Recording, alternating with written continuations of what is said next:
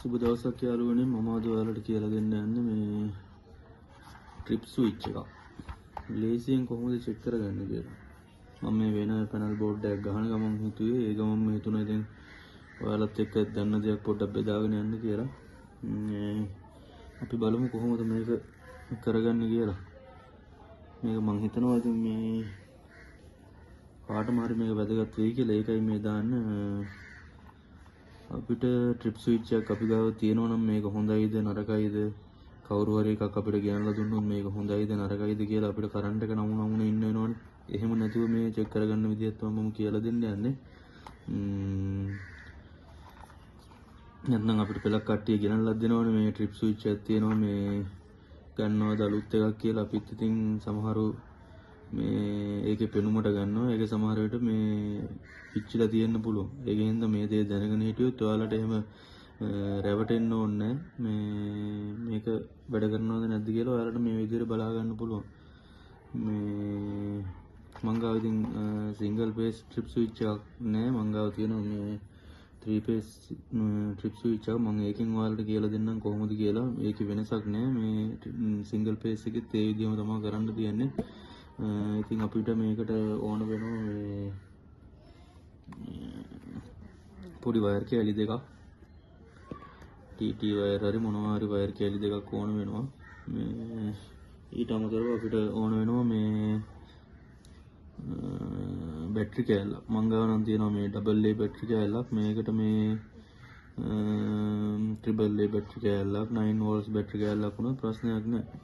දැන් මේකේ මේ ට්‍රිප් ස්විච් එකේ මේ පැත්තෙන් තියෙන උඩ පැත්තෙන් තියෙනවා ඉන් පැත්ත මේ පැත්තෙන් තියෙනවා අවුට් පැත්ත. මේ අවුට් පැත්තේ මම ඉන් පැත්තේ ඉස්සෙල්ලාම මම වයර් එක කමුණ ගන්නවා. මේ මම තෝරගත්තා නිකන් තුන්වෙනි පේස් එක. මේක මොකටද මොනවද ගැටලුවක් නෑ. මේ ඉන් එක අවුනන්නේ තුන්වෙනි පේස් එකටද අවුට් එකත් අමුණන්න ඕනේ තුන්වෙනි පේස් එකට. මම දැන් තෝරගත්තා ඒක නිකන් හිතුවා තුන්වෙනි පේස් එකට අමුණනවා කියලා. මම ඉන් එක අමුණුවා තුනට. ඊට පස්සේ අවුට් එක පැත්තනොත් ඒ පැත්තත් අමුණනවා මම තුන්වෙනි පේස් එකට. මම දැන් ඔන්න මේ විදිහට මේ වලට පේනවා ඇති. තුන්වෙනි පේස් එකට අමුණ ගත්තා. ඉන් එක මේ අවුට් එකත් ඒ විදිහට අමුණ ගත්තා. මේ මම දැන් ඔයාලට පෙන්නනම් මේක ඔන් කරලා මේකේ මේ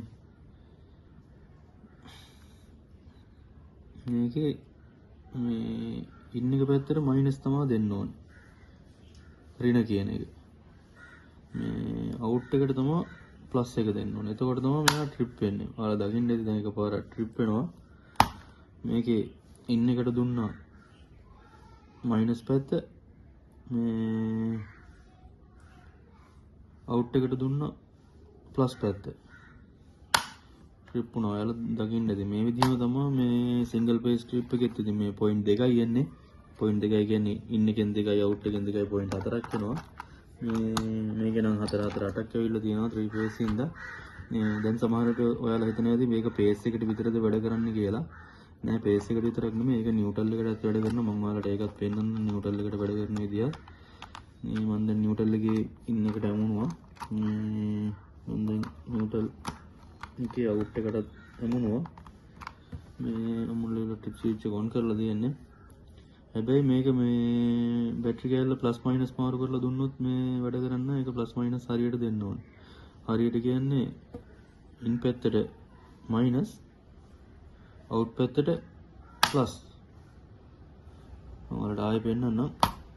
මේ ඉන් පැත්තට ඍණ මේ අවුට් පැත්තට ධන. දැක්කම ඔයාලා ට්‍රිප් වෙනවා. මේක ඉතින් මහ ලොකු දෙයක් නෙමෙයි. ඕන කෙනෙක්ට මේ කරන්න පුළුවන් දෙයක්. මේ මම හිතනවා ඉතින් මේ දෙයින් ඔයාලා මොකක් හරි අයිඩියා එකක් ගන්න ඇති කියලා. ඉස්සරහට ඉතින් තව මොනවා හරි ඔයාලට මට හිතන ඔයාලට වැදගත් වෙයි කියලා හිතන වීඩියෝ ටිකක් අරගෙන එන්න. මේ මොකක් හරි තේරුම් නැති දෙයක් මොකක් හරි දෙයක් තියෙනවා නම් කමෙන්ට් එකක් දාන්න. මේ එහෙනම් ඉතින් මේ ජය වේවා. අලුත් වීඩියෝ එකක් අරන් වෙන දවසක එන්න.